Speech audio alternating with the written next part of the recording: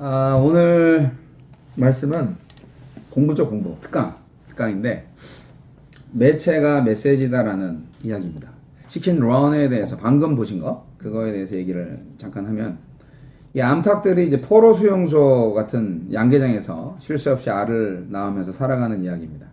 달걀 생산성이 떨어지는 닭은 바로 퇴출돼서 그 아줌마, 인간들의 저녁 식탁에 오르는 신세가 됩니다. 주인공 암탉 이름이 진저예요. 진저. 항상 탈출을 하려고 자유를 찾으려고 안간힘을 씁니다. 근데 대부분의 동료 치킨들은 자유라는 개념조차 갖고 있지 않습니다. 평생토록 달걀을 낳다가 죽는 거, 그게 닭의 인생이다. 우리의 운명이다. 그렇게 생각을 합니다. 어떻게 보면은 이 닭들에게는 이 진저가 몽상가죠. 굉장히 설득을 많이 해야만 하는 상황이었는데, 그래도 예언가 역할을 하면서 아주 설득을 잘 해서 이 진저가 나중에 이 영화 맨 마지막 장면에 보시면 황당하게 나르는 기계를 만들어 가지고요. 이제 그걸로 결국 탈출에 성공합니다. 거의 목숨 걸고 이제 탈출을 하죠. 이제 그래서 저는 그냥 재미있게 애니메이션 재미있다라고 그냥 재미있게 봤는데, 선교적 교회에 대한 공부를 하면서 이 영화가 굉장히 그 인사이트가 있다, 임팩트를 준다 하는 저자가 그렇게 써놨어요. 이 사람이. 그래서 우리도 이 영화의 주인공처럼 탈출해야 된다. 치킨 런처럼 탈출해야 된다. 예. 우리 영화 바꿔라. 네, 한 5분, 10분 정도 봤는데, 앞에만. 다 볼 순 없고. 근데 이제, 이 양계장 탈출은요, 정말 목숨 걸고 하는 일이야. 자기의 목숨뿐만이 아니라 모든 사람들의 목숨을 걸고 하는 일이야. 절박했죠. 이 진저한테는 절박했어요. 자유로운 삶을 향한 갈망. 이 선교적 교회를 향한 열정과 결단이 마치 이 치킨 런에 나오는 주인공처럼 정말 간절하지 않으면 이루어지기 힘든 꿈일 수도 있습니다. 그걸 말씀드리려고 하는 거예요. 똑같은 시스템, 똑같은 프로그램, 모양새, 그러신다면서요. 뭐 교회 다 똑같아. 그러신다면서요. 교회도 없어서 어딜 가? 맨날. 그러니까 이게 체념하는 거죠. 이 세상에 교회다운 교회는 없다. 아예 체념하고 교회가 다 그런 거지 뭐. 인생이 다 그런 거지 뭐. 인생 뭐 별거 있나? 뭐 이렇게 생각을 한다는 거죠. 이 세상에 정말 정직한 사람이 공평한 세상을 살면서 서로 더불어 살면서 사랑하고 섬기는 그런 나라, 그런 사회가 있겠냐 어디? 다 속고 속이는 세상이고 다 못 잡아먹어서 안달인 그런 세상이지? 그냥 그렇게 흘러들어가는 대로 그렇죠. 사는 거야. 그렇게 체념하고 사는 거죠. 그게 우리 인생인 거야. 이게 우리 운명인 거야. 뭐 도둑이고 나발이고 뭐가 필요 있어. 나만 잘 살면 되지. 그렇게 되는 거죠. 나와 내 가족만 뭐 이렇게. 여기에 대해서 진저는 아니다. 이렇게 양계장에서의 삶으로 끝날 수 없다. 탈출해야 된다.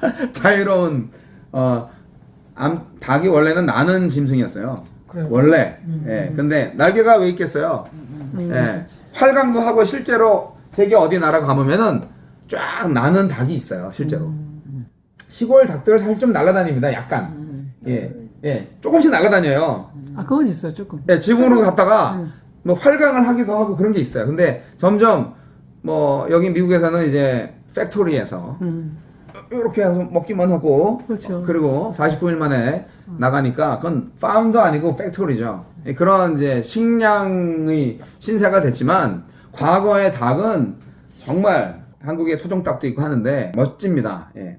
그런데 진짜 이제 우리 선교적 교회가 과연 이 세상에 우리가 늘 보던 교회랑 다른 교회가 되기 위해서 우리가 결단을 할 만한 가치가 있는 교회로 생각을 하는 건지, 그거를 다시 한번 점검을 해보고자 하는 마음이 있고요. 그리고 저는 치킨 런에 나오는 주인공과 같이 목숨 걸고 우리는 선교적 교회로 가야 한다는 그러한 다짐이 없으면 아마 힘들 것이다. 그렇게 제가 도전을 드리는 거예요. 뭐 해보다가 안 되면 말지 뭐 그럴 수도 있는데 해보다가 안 되면 많은 게 아니라 해보다가 안 되는 게 오늘날 우리들의 교회인 거예요.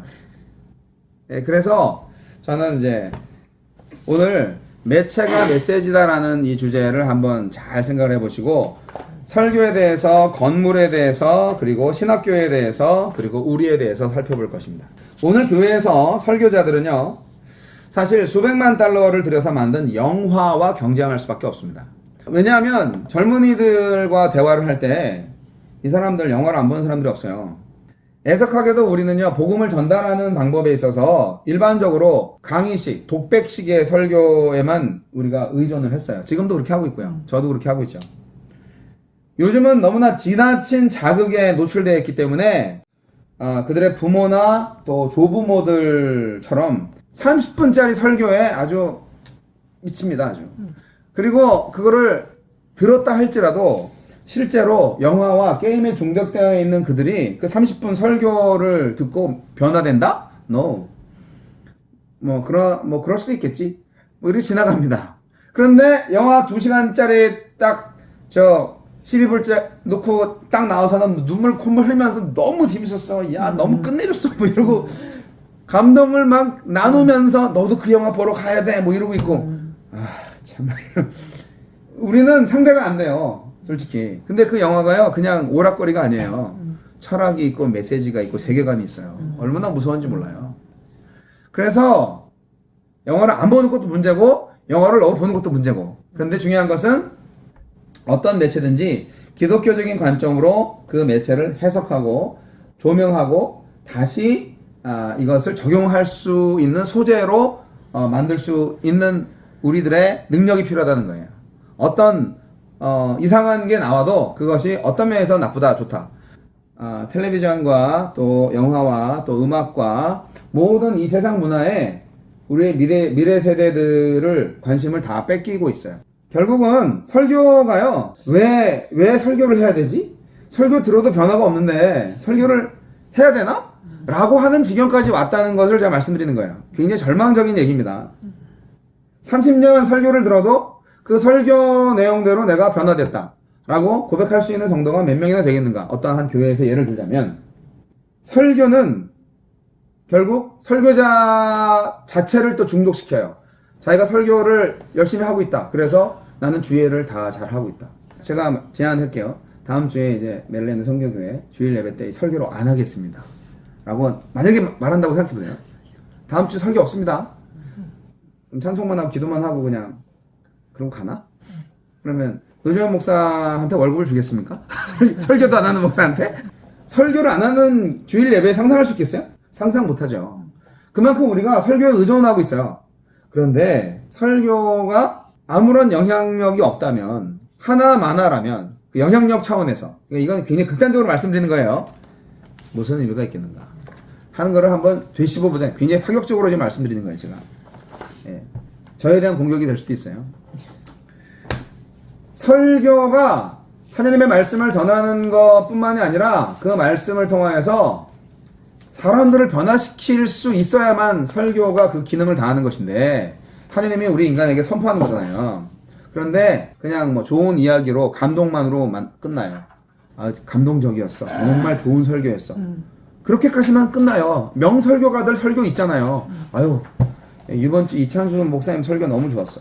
감동만 하고 어제나 오늘이나 내일이나 나의 생활은 똑같아.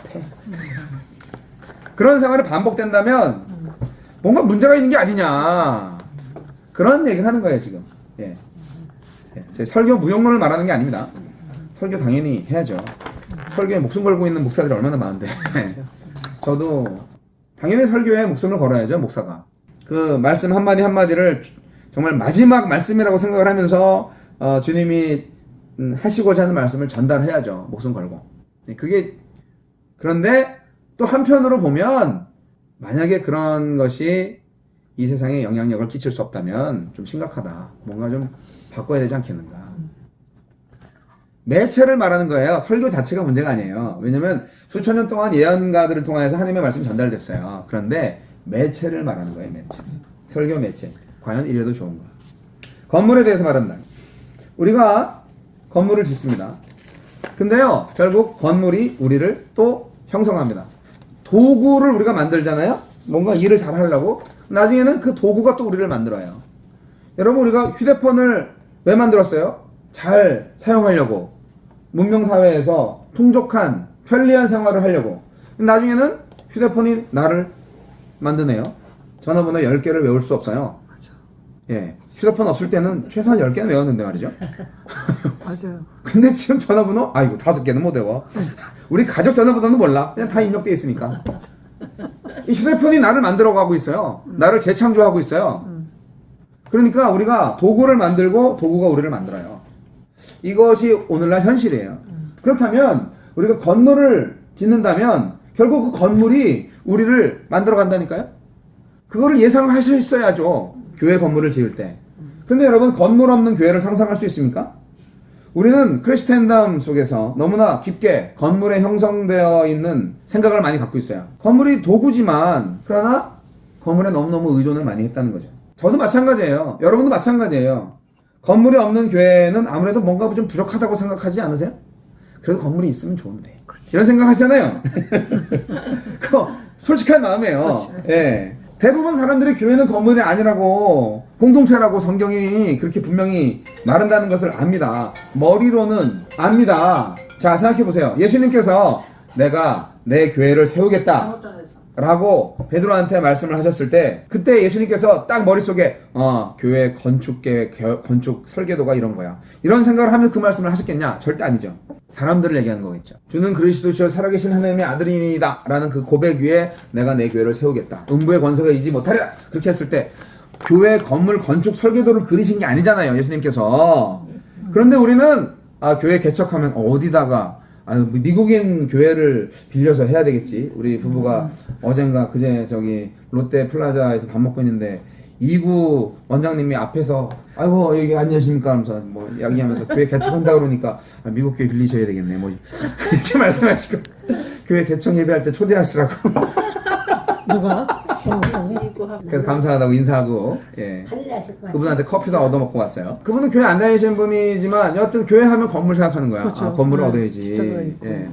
이런 생각을 누구나 하고 있어요. 예. 이게 크리스텐덤 전통의 산물이에요. 건물 없이 교회 생각 못합니다. 이 현실적으로. 기독교가 자체 건물을 가지지 않았을 때 가장 교회다웠던 거 아세요? 초대교회 시대. 가장 교회의 본질에 효과적이었고요, 합당했어요. 건물을 가지지 않았을 때. 아름다운 건물, 대성당, 높은 탑, 십자가, 장의자, 긴 의자, 뭐 이런 거. 다 크리스텐덤 교회의 전통이고 유산이에요. 나쁘다 좋다를 떠나서 그렇다는 거예요.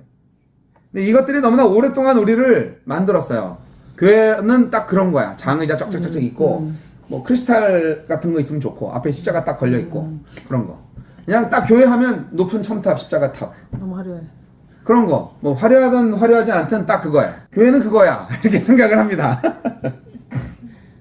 그것이 너무나 오랫동안 우리를 만들었어요. 그래서 진짜 교회가 뭔지를 오히려 가렸다는 얘기를 하는 거예요.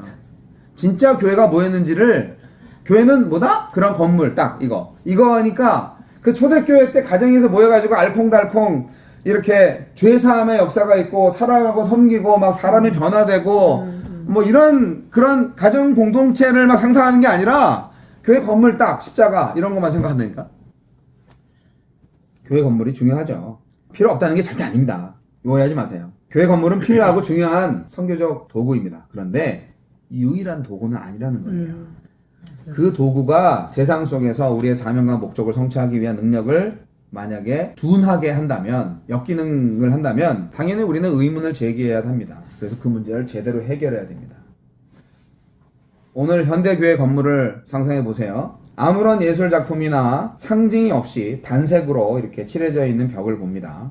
거의 대부분의 공간은 아주 탁월한 음향과 조명 장비를 갖춘 전면 대형 무대를 향해 있어요. 그리고 좌석은 그 무대를 향해서 쫙 도열되어 있어요. 그러한 건물이 어떤 메시지를 주느냐? 자, 매체가 메시지라고 분명히 말씀드렸어요. 그 건물이 우리한테 어떤 메시지를 주고 있냐? 그 건물 자체가. 이 모든 인간과 모든 사물에는 비언어적인 메시지가 있어요. 이러한 건물에서 사람들한테 어떤 메시지를 주냐고요? 거기 모여있는 그 사람들은 대부분 수동적인 소비자적 자세, 소비자적 태도를 지내게 됩니다. 구경 온 사람들. 소수의 활동적인 사람들이 그 무대에 올라가가지고 퍼포먼스를 합니다. 이 사람들은 퍼포머고 또 프로듀서입니다. 이런 식의 교회는 어떻게 보면은 그야말로 이제 쇼를 하기 위한, 콘서트를 하기 위한 토크쇼를 하기 위한 그런 무대의 장기랑 똑같습니다. 그런 건물들은 많은 사람들한테 우리 교회 건물 멋있다. 건물은 참 멋있어. 그리고 이 건물 자체에서 부와 성공과 전문성이 막 넘칩니다. 제가 미국 교회 가보면요 너무너무 부러워요. 이 복도에 이렇게 그 모니터용 스피커가 정말 고급 스피커예요. 우리 한국 교회에서 메인 스피커로 사용할 만한 아주 고가품의 스피커가 그냥 여기저기 복도에 달려 있어요. 너무 부러운 거예요. 제가 애틀란타에 있을 때 그 아주 그 패션 운동의 리더들이 모여서 만든 교회가 있어요. 실제로 패션 교회가 있습니다. 루이 기글리오 목사하고 크리스 탐린이 애틀란타에 개척을 했어요. 거기는 저녁 때만 예배합니다. 기존 교회들이 거기다 몰리니까 패션 아주 유명하잖아요. 한번 패션 컨퍼런스를 하면 1년에 한 번 할 때 한 5만 명 모입니다. 미국에서 두 번째로 큰 교회가 애틀란타에 있는데 그 교회 이름이 노스포인트 커뮤니티 처치라는 교회입니다. 애틀란타에 그 찰스 스탠리 목사님, 아주 유명한 목사님이 있으죠.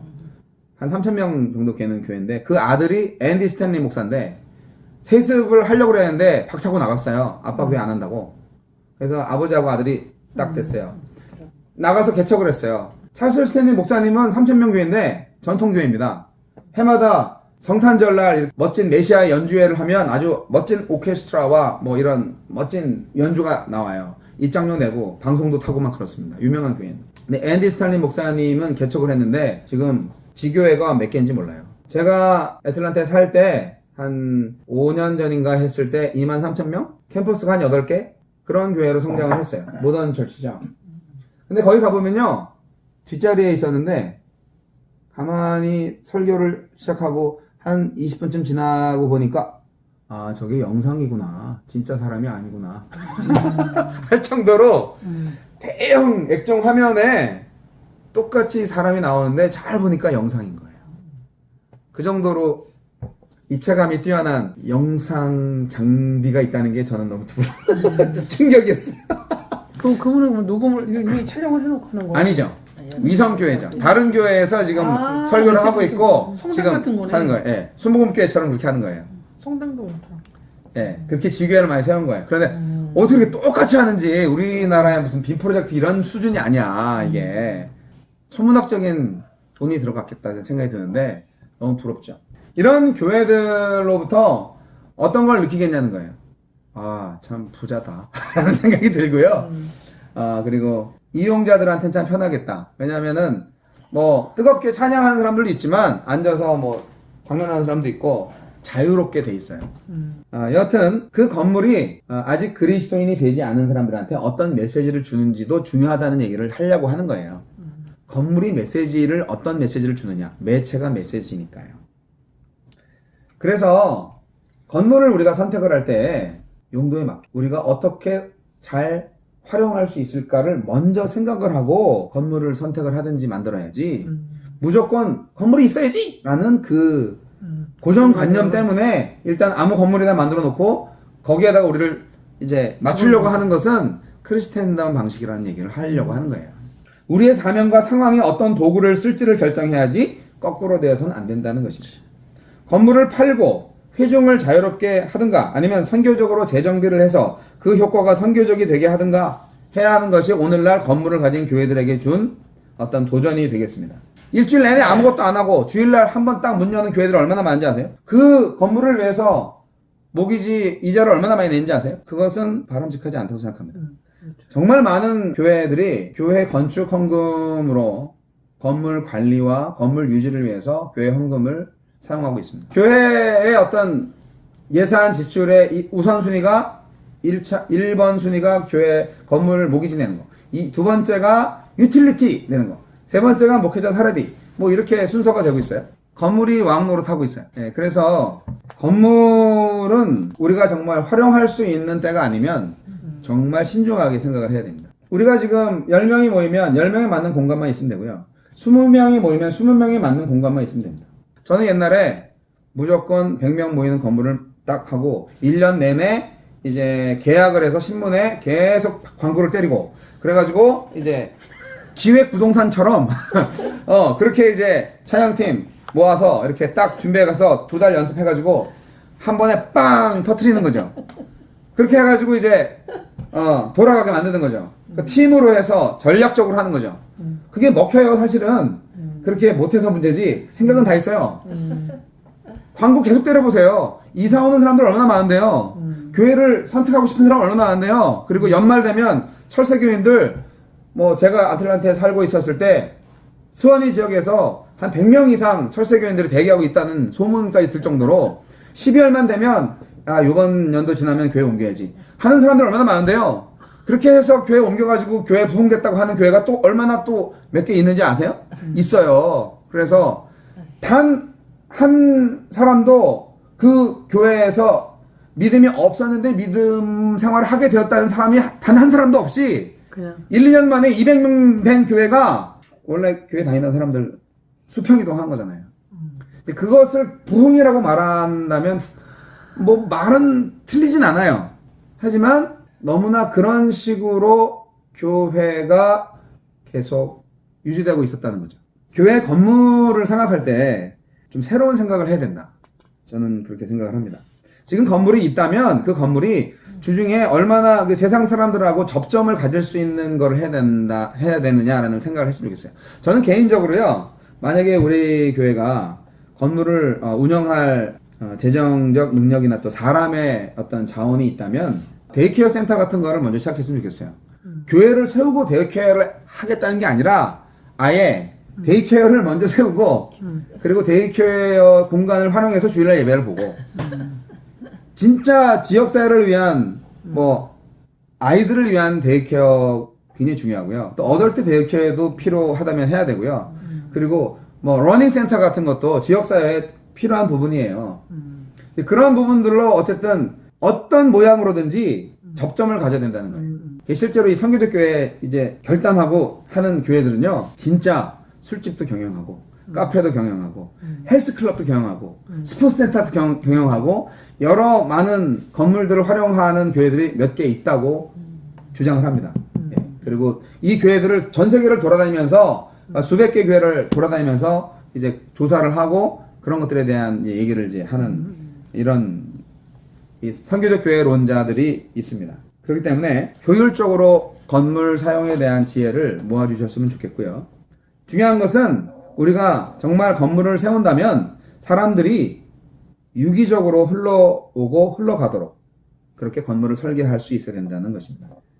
우리가 쓰는 도구가 우리를 설계하는 것이 아니라 우리가 우리의 도구를 설계해야만 합니다. 완전 새로운 교회 건물이 필요합니다. 그렇게 하기 위해서는. 예, 그리고 이제 신학교를 또 따져보겠습니다. 네, 저도 지금 신학교를 다니고 있습니다. 이제 목회학 박사과정인데 참 여러 가지로 쉽다고는 볼 수 없습니다. 지금 공부하기 어려운 여건들이 좀 많은데 그래도 그 학교를 통해서 어쨌든 선교적 교회를 배웠습니다.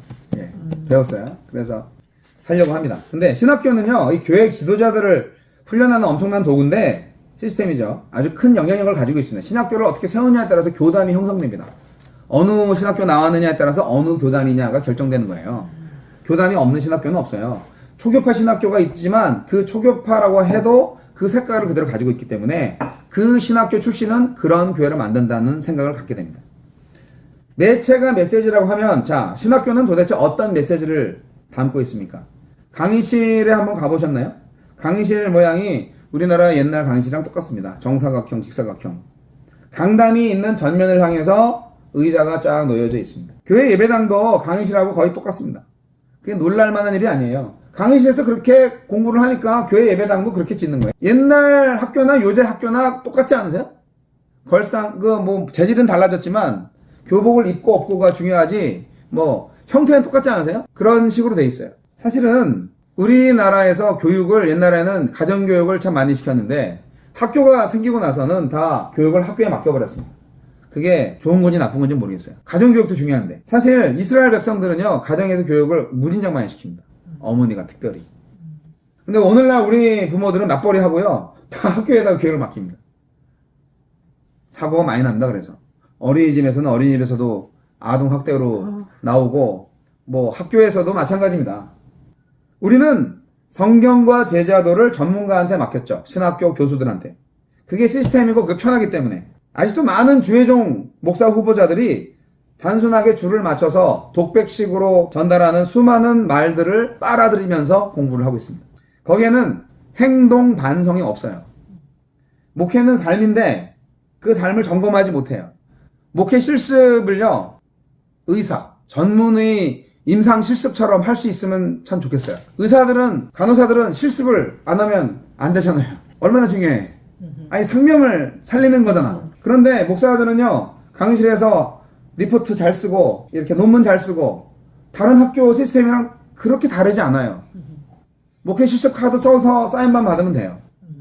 내가 우리 교회에서 담임 목사님한테 내가 뭐 교육 전도사로서 학생부 담당하고 성가대 지도하고 있다. 그런 거 해가지고 보고서 쓰고 담임 목사한테 사인만 받아서 제출하면 목회 실습 패스. 목회를 배우려면요, 신학교 졸업한 다음에요, 다시 교회에서 선배 목사님한테 다시 배워야 됩니다. 신학교에서 배워주는 것은 그냥 신학이에요. 어쩌다 그렇게 되는지 모르겠어요. 매체가 메시지다 했을 때, 여러분, 이 매체가 메시지다라는 것을 좀 잘 이해를 했으면 좋겠어요. 이제 마지막에 제가 폭탄을 드릴 건데요.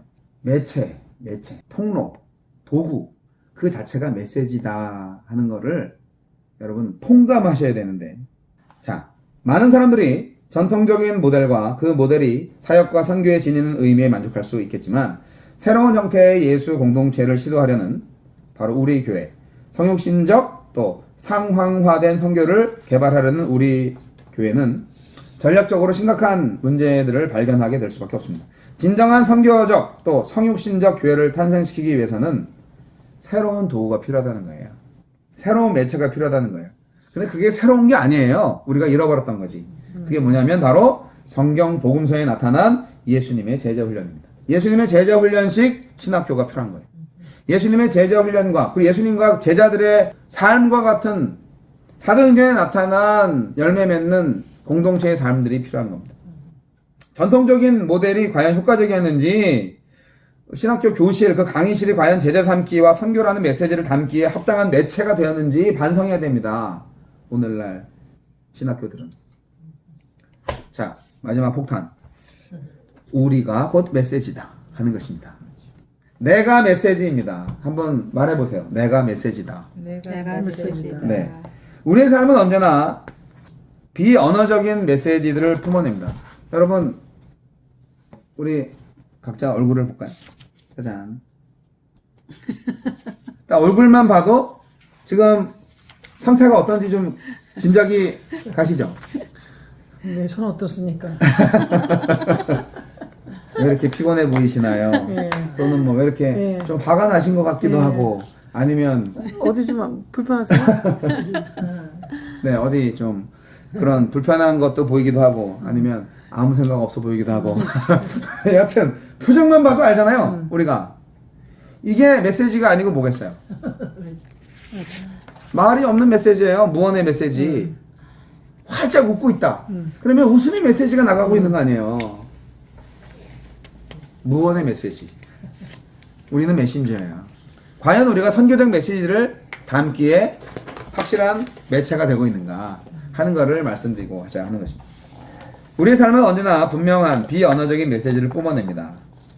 제가 오늘은 좀 어려운 말을 많이 썼는데, 뭐 되게 어려워서 풀 수가 없어요. 막 헤겔도 나오고 키에르케고르도 나오는데요. 이 실존주의 철학자 키에르케고르가 헤겔을 아주 싫어했대요. 헤겔은 그냥 이론가였다는 거예요. 실존에 대해서 몰랐다는 거예요. 그래서 헤겔은 정말 엄청난 철학자거든요. 헤겔은 장엄한 탑을 세웠지만 오두막 안에 살고 있다. 헤겔은 자신이 만든 이념체계 안에 있으면서 실제 세상 속에서 살지 못했다. 그것은 전부 이론, 사상이었을 뿐이다.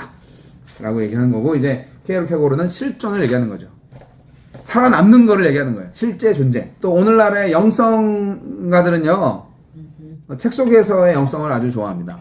철학가들도 특히 책 속에서의 삶을 아주 좋아합니다. 실제로 사는 거는요, 어렵거든요. 정말. 하지만 이론으로 풀어내는 것만큼 사실 쉬운 일은 없어요. 사실 실제로 사는 사람들이 글 쓰는 건 너무너무 어려워하는데, 글쟁이들은 또 글 쓰는 걸 너무 좋아해. 사는 건 잘 못해. 그래서 예수님이 글쟁이였는가?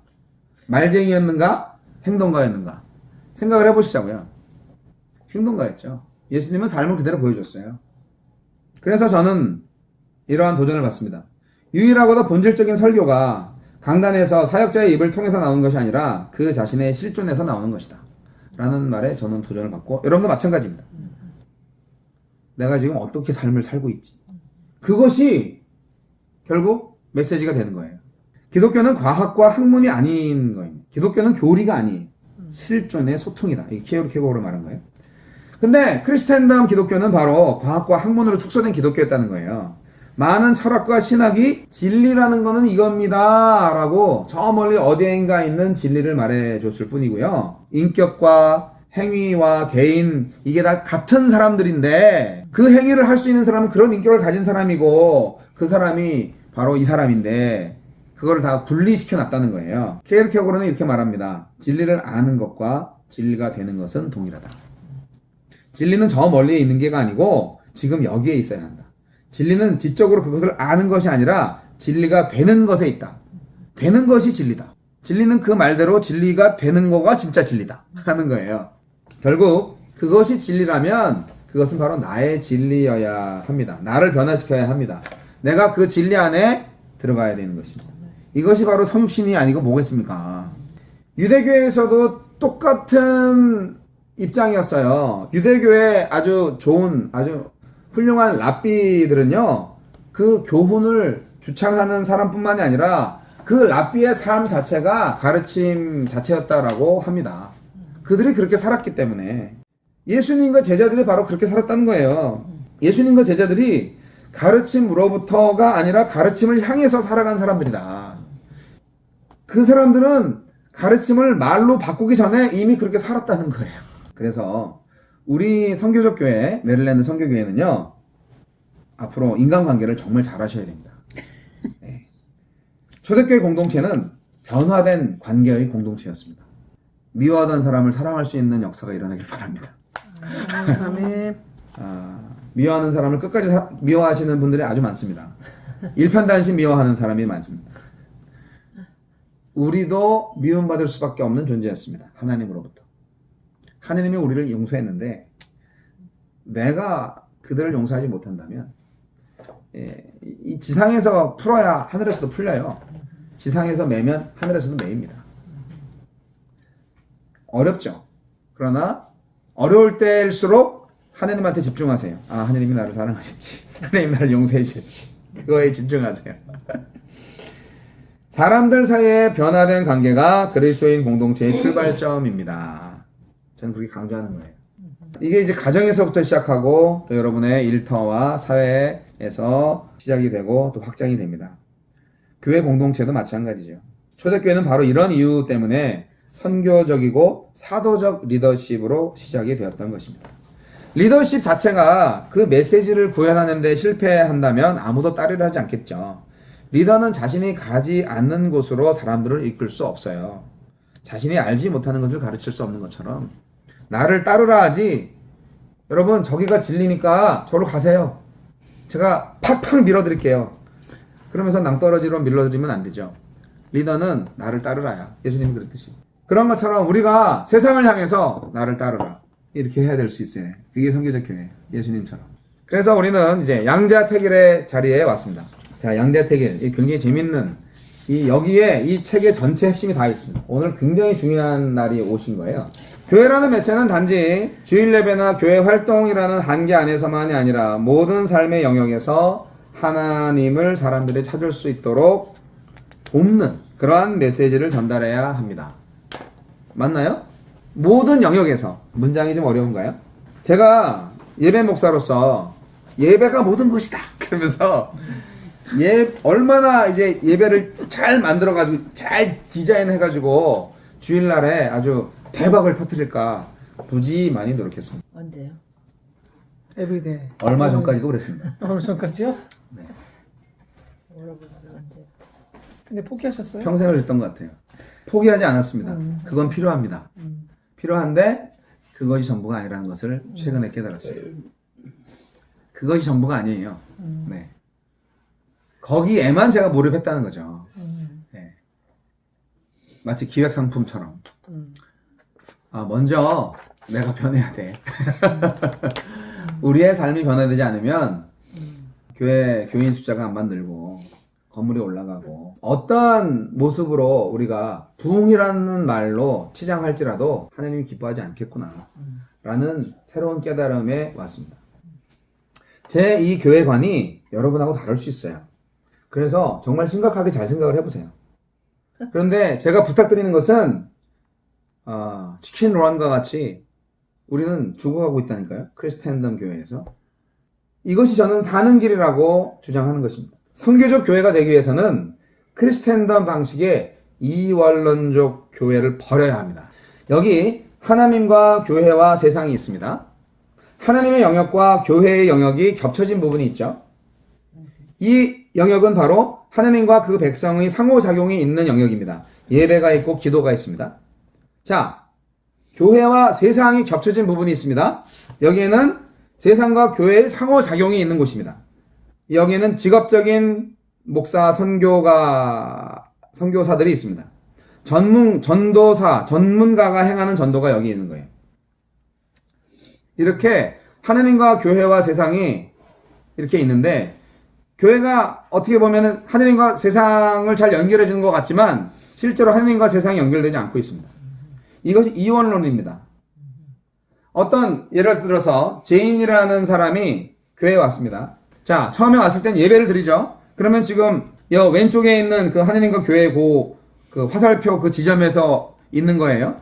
예. 그리고 이제 성도들과 같이 친교를 합니다. 밥 먹어요. 그러면 이제 교회라는 글자가 있는 그 영역으로 이동합니다. 그러다가 이제 잠깐 세상에 나갑니다. 교회가 없어요. 세상이라는 글자 속으로 가면은 거긴 좀 위험한 곳이야. 예, 거기는 구별되게 살아야 되는데 이 세상에 때묻지 말고 살아야 돼. 그러니까 무시무시한 그 세상에서 일주일 살다가 다시 교회로 오고 하나님과 또 상호작용이 있는 그 화살표 끝에 자리에 또 옵니다. 이게 이제 실제로 많은 사람들이 신앙생활을 한다고 말하는 건데요. 우리 모두가 다 크리스텐덤 교회에서 자랐어요. 대부분 이런 모양이 아직도 표준적인 교회예요. 이런 교회 매체의 모든 것이 근본적으로 이원론적으로 살게 맞춰져 있습니다. 구도자 예배, 열린 예배도 마찬가지예요. 그렇게 아주 멋있게 현대적으로 디자인한 그 예배를 하면서도 똑같이 메시지는 이원론적으로 전달합니다. 교회 봉사하시라고. 봉사는 세상에 해야지. 왜 교회 봉사를 시키려고 하는 거야? 그러네. 무슨 말인지 알겠다. 예. 제 의견이에요. 제 주장이에요. 저는 옛날에 그랬거든요. 교회에서 봉사하고 싶다고. 네. 그게 말이 안 되는 거네. 세상에서 봉사를 해야 된다. 세상에서. 교회가요, 가정이라고 한번 생각해 보세요. 원고에는 없지만 지금 생각이 나서. 우리가 길거리에서 고아들을 거두었어요. 야, 너 우리 가족하자. 아들 함께. 가족이에요. 이 가족이 설거지하고 빨래하고 청소하는 게 봉사입니까? 그건 기본이죠. 그렇죠. 기본이죠. 그런데 세상에 나가서 또 다른 고아를 위해서 급식을 하고 씻겨주고 또 교회로 인도하거나 아니면 그들에게 어떤 필요한 물자를 제공해 준다든지 그런 거는 봉사죠. 교회 안에서 설거지하고 청소하고 그걸 우리는 다 교회 봉사라고 생각을 하고 그것이 축복의 통로라고도 생각을 했어요. 평생 가족 우리 밥도 잘하고 설거지 잘하는 사모님 계시지만 가정에서 기본으로 하는 거잖아요. 그거 한다고 복 받는 거 아니잖아요. 그냥 기본이지. 가족인데 뭐. 그렇죠. 이제 교회 안에서의 신을 섬겼다는 생각을 해보게 되었습니다. 하나님은 결국 교회 안의 신이 되어버리고 교회 건물 안의 신이 되어버리고 말았어요. 교회를 포함한 모든 삶의 신으로 다시 회복시켜야 됩니다. 우리 마음속에서 하나님을. 그 하나님을 경험해야 된다는 거죠. 일상생활 가운데서 하나님을 경험하지 못하는 사람은 그리스도인이 아니죠. 이러기 때문에 자신의 일과 놀이와 공부를 사역이나 선교로 보지 못한다는 거예요. 이런 이원론적인 생각을 가진 사람들은. 일도 예배고 놀이도 예배고 공부도 예배예요. 사역이에요. 선교예요. 일하는 것도 선교고요. 노는 것도 선교예요. 일하는 것도 예배고요. 노는 것도 예배예요. 일하는 것도 기도고요. 노는 것도 찬양이에요. 이런 개념 너무 새롭죠? 하나님과 세상과 교회가 과연 어떤 관계로 맺어져야 되는가? 우리는 크리스텐덤 교회 구조에서 선교적, 성육신적, 메시아적, 사도적 방식의 새로운 구조를 만들어 가야 됩니다. 네, 좀 어려운데요. 자, 하나님 원이 있고요. 교회 원이 있고요. 세상 원이 있어요. 잘 보세요. 하나님과 세상만 만나면 어떻게 되는지 아세요? 맨 밑에 선제적이고 일반적인 은혜, 종교 플러스 뉴에이지. 하나님과 세상만 만나면 그렇게 빠질 수가 있어요. 또 하나님과 교회만 만나면 어떻게 되는지 아세요? 하나님과 교회와만 만나면 위에 선교적 의식이 없는 영성, 추상적으로 드려지는 예배, 적실성 없는 교회의 표현, 추상적으로 행해지는 신앙만 있어요. 그리고 교회하고 세상만 연결되어지면 뭐가 있어요? 테크닉 위주의 신앙, 종교성, 도덕주의와 율법주의가 있어요. 교회와 세상이 만나면. 하나님과 교회와 세상이 다 같이 만나야 돼요. 맨 가운데 지점이 되어야 하는 거예요. 이게 상호 침투가 되고 그리고 삼위일체적, 성육신적 교회로 회복하는 바로 그 모습인 거예요. 이것은 바로 성육신적인 참여가 있고 선교적 제도가 있고 메시아적 영성이 있고 정말 미개척 영역에 있는 교회가 바로 이 중앙에 있는 구심점이 되는 것입니다.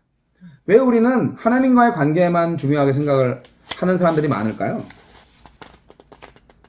우리가 좀 현대 교회로 디자인을 한 교회들은 뭔가 좀 신나고 재미있고 그런데 어떨 때 보면은 너무 인본주의적이다 라는 생각을 할 때도 있어요. 중심을 잡아야 돼요. 쉽지 않죠. 이걸 어떻게 해낼 수 있을까? 저도 궁금합니다. 우리 교회가 해낼 수 있을까? 선교적, 성육신적, 메시아적, 사도적 방식의 교회를 세워가야 한다는 것을 일단 머리에 집어넣어 주세요. 이것이 어떤 형태로 하나님께서 만들어 가실지 모릅니다. 호주의 위대한 선교 지도자 가운데 존 스미스라는 분이 있습니다. 그는 이 나라에서 가장 왕성한 성육신적 선교 운동체를 이끌고 있지요. 그는 학교, 술집, 오토바이족, 국회, 그 어디서건 틈만 있으면 전도를 했습니다. 존은 진정한 웨슬리안이고 그 가르침을 그대로 실제로 행했습니다. 존이 이런 가르침을 실행했던 몇 가지 이야기를 해주었는데 다음 예가 그 중에 하나입니다. 하루는 복음 전도 집회 후에 한 아름다운 젊은 여인이 존에게 다가와서 만나고 싶다고 요청을 했습니다. 그녀는 그가 말한 내용에 깊이 감동을 받아서 좀 더 이야기를 나누고 싶었던 것입니다. 그러나 그는 다음 설교 장소로 빨리 가야 해서 당장은 시간을 낼 수가 없겠다고 했습니다. 그녀가 예수님을 더 알고 싶다고 너무나 끈질기게 요청을 해서 그는 나중에 다시 만나기로 했습니다. 그녀는 그의 손에 쪽지를 하나 주면서 그 주소에서 만나자고 하고는 급하게 달려가 버렸습니다. 나중에 보니 쪽지에 적힌 곳은 그 도시에서 가장 유명한 스트릿 클럽이었습니다. 그는 딜레마에 빠졌습니다. 그가 어딘가 위험한 곳에 갈 때에는 그의 팀 멤버 중 한 사람을 데리고 가는 것이 관례였습니다. 그러나 그렇게 하면 싸구려 신문들이 호주의 지도적 복음 전도자가 스트릿바에 가는 사진을 찍을 수 있는 좋은 기회를 줄 수도 있겠다 생각을 해서요. 그냥 혼자 가기로 했습니다. 그 결정이 지혜로운 것이었는지에 대해서는 판단을 유보하고 이야기의 핵심으로 들어가 봅시다. 그래서 그는 스트립 클럽에 도착해서 자리를 잡고 여종업원한테 린다를 찾아달라고 요청을 했습니다. 린다는 가명입니다. 여종업원은 린다는 안 데리고 오고 음료만 들고 돌아왔습니다. 그는 오늘 밤 린다가 이곳에서 만나자고 했다고 말했지만 여종업원은 그의 말을 믿지 않은 채 이름을 물었습니다. 이름을 말하니까 그녀는 아 그래요? 여기서는 모든 사람이 존 스미스랍니다 하고 말했습니다. 겨우 그녀를 설득해서 린다를 만날 수 있었습니다. 린다는 와주어서 너무 고맙다고 했습니다. 그리고는 자신의 인생 이야기를 들려주기 시작했습니다. 그녀는 춤추는 것을 좋아했고 늘 연기자가 되고 싶었다고 합니다. 17살 때 그녀는 한 그리스도인 청년과 사랑에 빠지게 되었습니다. 그는 그녀를 존의 교회, 존의 교회는 멜버른의 Truth and Liberation Concern 교회입니다. 멜버른의 Truth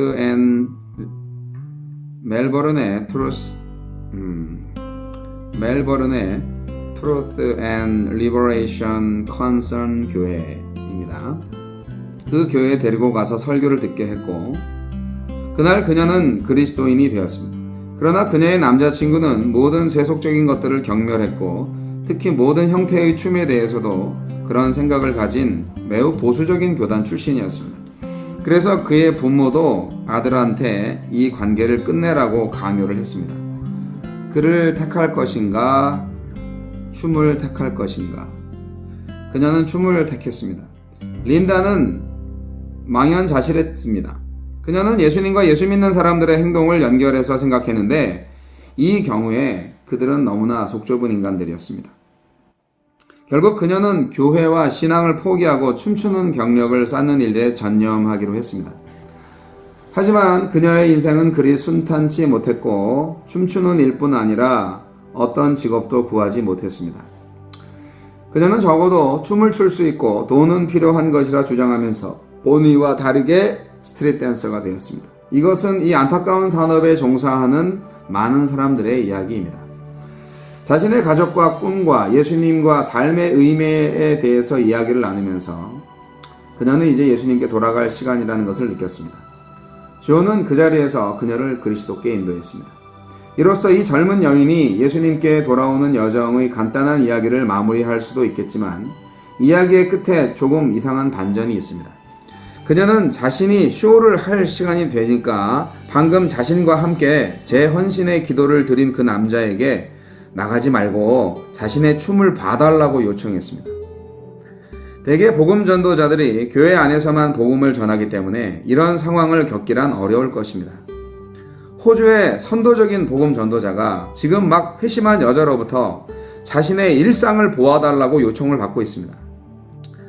존은 이건 좀 지나치다고 생각을 했지만 결국 린다가 이겼고요. 그는 춤을 보기 위해서 머물러 있었습니다. 그녀는 춤을 추었습니다. 곡의 제목은 제니스 이안의 Only 17이었습니다. 그러니까 이 노래는 미운 오리 새끼가 되어서 거부당하는 그런 내용의 노래인 거죠. 그러니까 그녀는 자기가 신앙을 잃었던 이야기를 스트립쇼로 재구성을 해내었던 것입니다. 자, 이제 존과 우리가 여러분에게 던지는 질문은 이것입니다. 그날 밤 그 스트립 클럽에 예수님이 계셨는가? 여기에 여러분이 대답을 해야 합니다. 하나님이 그런 비극과 깨어짐의 자리에 계시는가? 우리가 성경적이 되려면 긍정적으로 대답을 해야 한다고 믿습니다. 자, 계속 질문합니다. 이게 선교적으로 아주 중요한데요. 하나님이 그 자리에 계셔서 린다에게 예수 그리스도를 통하여 자신에게 돌아오도록 구애하고 계셨다면 존은 그곳에서 하나님의 선교에 동참하여 행한 일은 합당한가?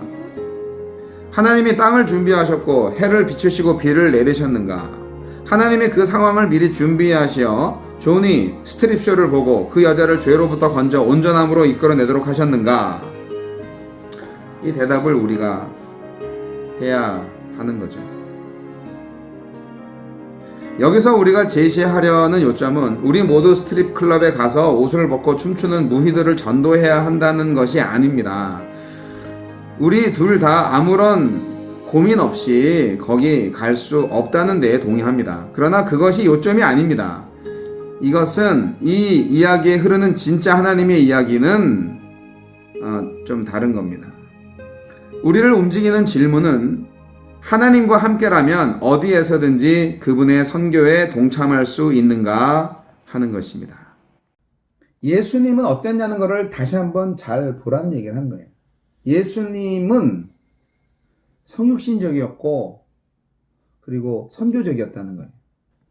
하느님의 동역자, 이게 마지막 오늘 단락인데, 자, 이런 얘기가 있습니다. 탈무드에 수수께끼가 있대요. 어떤 수수께끼냐면, 만약 하느님이 사람을 빵으로 살게 하셨다면 왜 빵나무를 만들어주지 않았을까요?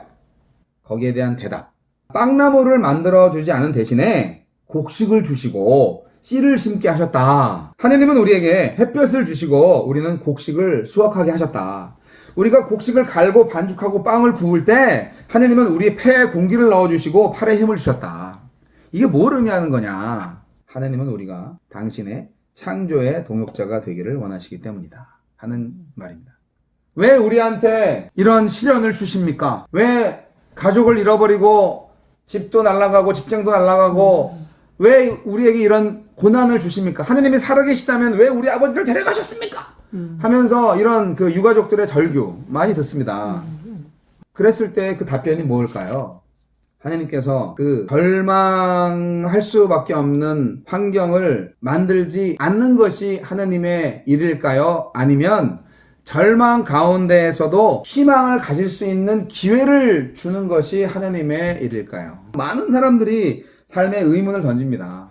지난주에 우리 본 Question of Faith에서 정확하게 나옵니다. 왜 우리 하나님이 계시다면 우리 이런 시련을 주십니까? 그 목사가 절규하잖아요. 이렇게 평생을 주님을 위해서 헌신했는데 왜 아들을 데려가셨냐고. 12년밖에 안 살았는데. 그 고난을 그 목적을 깨닫고 그 마음 아픈 그 시련을 극복할 수 있는 기회를 주신 거 아니에요. 하나님께서. 근데 이 목사가 그런 깨달음을 얻기까지 많이 힘들었죠. 모든 사람들한테 햇빛은 동일하게 비춰집니다. 그 밀양에서 맨 마지막 장면처럼. 모든 사람들한테 동일하게 햇빛이. 그런데 기독교인은 반응하는 게 다르죠. 비행기가 추락했어요. 그런데 그 안에는 기독교인도 있고 비기독교인도 있습니다. 하나님이 뭐 기독교인만 살리고 비기독교인은 다 죽여야 그게 맞습니까? 그렇지 않아요. 기독교인은 어떠한 시련 가운데에서도 하나님을 찬양하고 감사하고 또한 그 시련을 통하여서 더 큰 하나님의 영광을 드러내는 쪽으로 인생을 살아갑니다. 불신자는 다릅니다. 그것의 차이인 거예요. 그래서 우리는 하나님의 동역자로 부름받았다는 것을 알아야 됩니다. 아멘 하시기가 굉장히 어려우시죠? 아멘. 네, 제가 어려운 말씀 드리는 거 압니다. 저도 너무나 도전을 많이 받을 수밖에 없는 가르침인데요.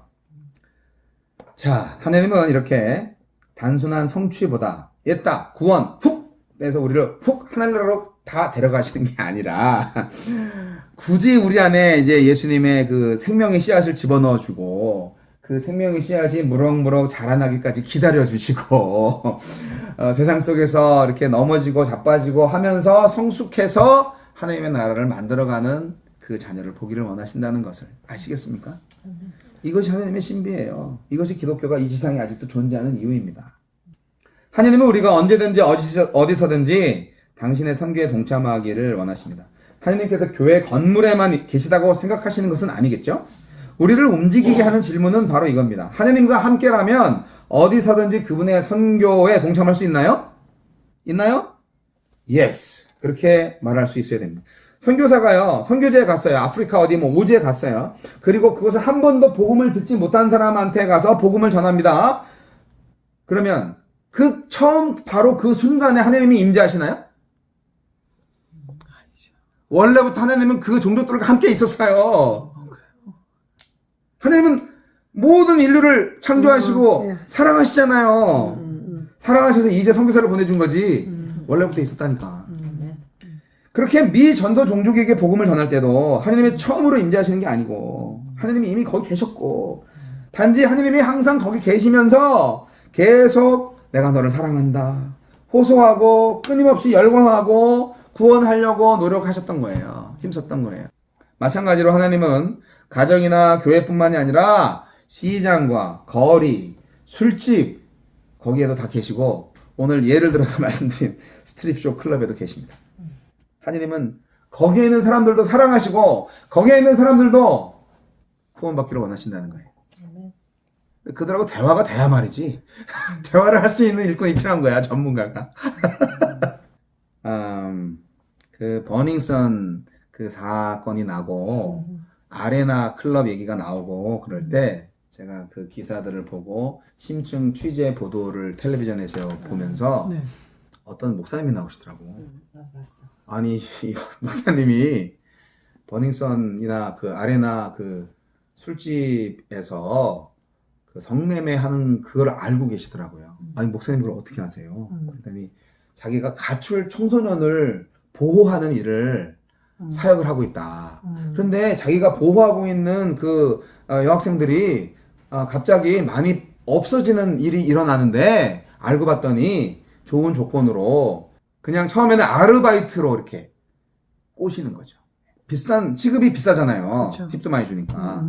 처음에는 그냥 점잖은 일로만 생각했다가 나중에는 성매매까지 하게 되는 그런 거를 봐서 이 목사가 잠입했어요. 그 클럽에 위장 근무를 들어갔어. 자기가 보호하는 그 학생들을, 청소년들을 찾으려고. 어떻게 하면 찾을 수 있을까 하면서 그러면서 거기 진상을 다 알게 된 거예요. 그거를 뭐 PD 수첩이었는지 뭐 하여간 그것이 알고 싶지 않은지 하여간 인터뷰를 하더라고. 아, 깜짝 놀랐어요. 근데 참 그 목사님 정말 대단한 것 같지 않아요? 그럼요. 그러니까 하나님 하신 거네. 그냥 배달원이라 이런 식으로 갔는데 걔네들 다 눈치를 봤지만 서로 모른 척하면서 도와줬다는 것 같더라고. 아, 참 이런 목사도 있구나. 응. 예수님을 보시면 분명히 예수님은 죄인들과 창기들의 친구셨다는 것입니다. 당시 종교적인 사람들은 그런 예수님의 관계들을 몹시 불쾌하게 생각을 했을 것입니다. 예수님은 잃어버린 자들, 깨어진 자들, 죄인들, 주변의 사람들, 소외된 사람들을 사랑하셨고 그들이 예수님 자신을 통해서 하나님 아버지를 알게 되기를 원하셨습니다. 하나님 나라는 예수님 안에서 그들에게 임했습니다. 마찬가지로 우리도 나가서 평범한 사람들과 함께 그들의 자리에 섞여 있기만 하면 우리를 통하여서 하나님의 나라가 다른 사람들한테 임하게 될 것입니다. 그래야 선교적 교회가 되지 않을까요? 아멘. 이것이 우리의 교회의 사역이고 목표이기도 합니다. 우리가 누구입니까? 바로 하나님의 대리자 아니겠습니까? 하나님 나라의 대사들이에요. 우리는 바로 불신자 세상과 하나님과 연결점이 될 수 있는 메신저들이 되어야 합니다. 여러분, 매체가 메시지입니다. 여러분은 어떤 메시지가 되고 계십니까?